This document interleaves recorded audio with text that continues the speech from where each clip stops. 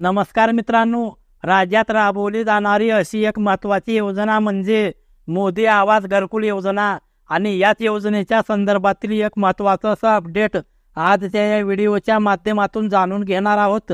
त्यासाठी व्हिडिओ शेवटपर्यंत नक्की पहा। तत्पूर्वी तुम्ही जर चॅनलवरती पहिल्यांदाच आला असाल, चॅनलला सबस्क्राईब करून बेल नोटिफिकेशनला क्लिक करा। तर चला मित्रांनो, व्हिडिओ सुरू करूया।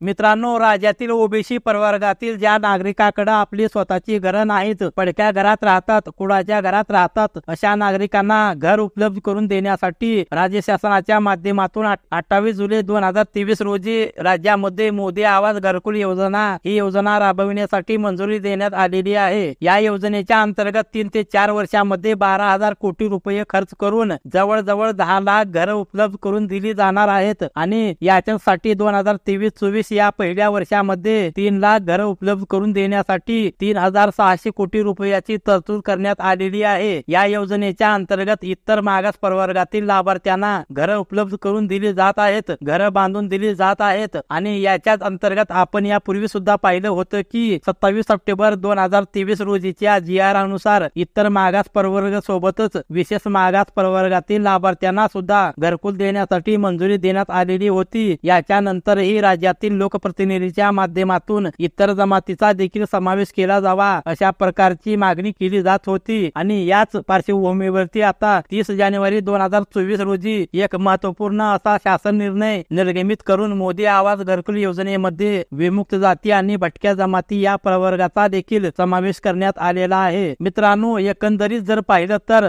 विमुक्त जाती आणि भटक्या जमाती प्रवर्गातील जे नागरिक असतील, जे उदरनिर्वाहासाठी हे मोठ्या प्रमाणात स्थलांतर करतात, यांच्याकडे स्वतःची घरं नसतात, पालावरती राहतात, अशा पार्श्वभूमीवरती या नागरिकांना सुद्धा हे घर मिळाले तर या योजनेच्या अंतर्गत मोठा लाभ मिळू शकतो आणि या पार्श्वभूमीवरती आता या नागरिकांचा देखील या योजनेच्या अंतर्गत समावेश करण्यात आलेला आहे। तर मित्रांनो, अशा प्रकारे मोदी आवास घरकुल योजनेच्या संदर्भातील ही एक महत्त्वाचा असा अपडेट होता, ज्याची माहिती आपल्याला नक्की उपयोगी पडेल अशी आशा करतो। पुन्हा भेटूयात नवीन माहितीसह, नवीन अपडेटसह। धन्यवाद। जय हिंद।